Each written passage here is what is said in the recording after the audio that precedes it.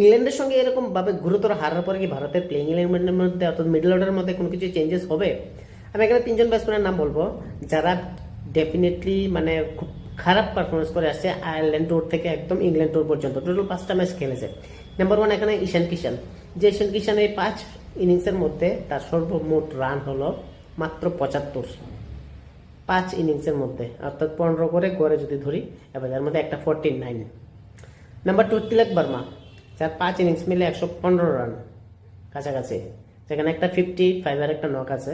এবং এর আগের ম্যাচে যেটা দেখলাম 24 রানে একটা 11 বলে 24 রানে একটা রান আছে। তাছাড়া বাদ বাকিগুলি যদি দেখি, তিলক বর্মা বর্তমানে সেই লেভেলে তিলক বর্মা নেই, ডিফেন্ডেবল হয়ে গেছে।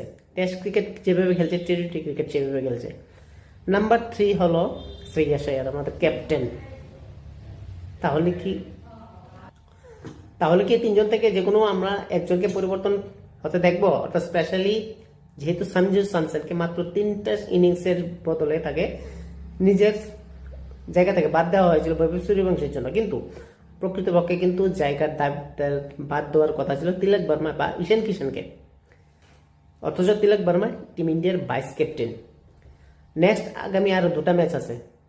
2টা ম্যাচের মধ্যে ডেফিনেটলি আমি চাইবো সঞ্জু স্যামসনকে এখানে ঈশান কিষানের জায়গায় নতুবা তিলক বর্মার জায়গায় খেলানো হোক।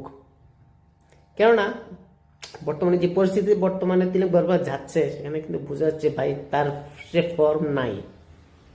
ওর থেকে একটা সাধারণ ব্যাটার ভালো খেলতে পারবে। গতকালকে যে দেখলাম 11 বলে মাত্র 3 রান করে একটা বাজেভাবে আউট হলো, সেখানে টিমের দরকার ছিল ওর।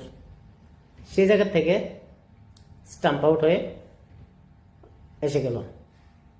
ভারতের ব্যাটিং লাইনের মধ্যে এরকম গুরুতর পতন এর আগে আমরা কখনো দেখিনি।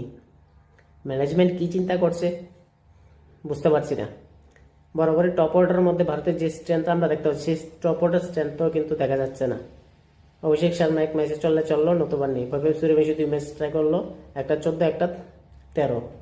বাট প্রেশার এমনভাবে এসছে যে একটা ইনফর্ম ব্যাটার পর্যন্ত ঠিক করে পারফরমেন্স করতে পারছে না। যে বৈভব সূর্যবংশী কিন্তু খুব দুর্দান্ত ফর্মে ছিল, তাকে না খেলিয়ে এমনভাবে একটা পরিবেশ তৈরি করেছে যেখান থেকে সে নিজের সেরা খেলাটা কিন্তু ভুলেই গেছে প্রায়।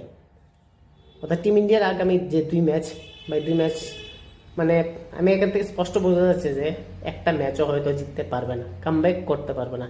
ইংল্যান্ডের ব্যাটাররা বা ইংল্যান্ডের বোলাররা যেভাবে ভারতকে ধরাশায়ী করছে, সেখান থেকে এটাই আবার বোঝা যাচ্ছে। এবং টিম ইন্ডিয়ার যে মাইন্ডসেট বর্তমানে আমি দেখতে পাচ্ছি, মনে হয় না টিম ইন্ডিয়া একটা ম্যাচ ওই সিরিজে জিতবে। এবং জিম্বাবুর যে টোর আছে, সেখানে কিন্তু ইন্ডিয়ার জন্য বড় একটা সংকট। হয়তো জিম্বাবু টিম ইন্ডিয়াকে হোয়াইট ওয়াশ করতে পারে আয়ারল্যান্ডের মতো। কি বলুন আপনারা, করতে পারবে?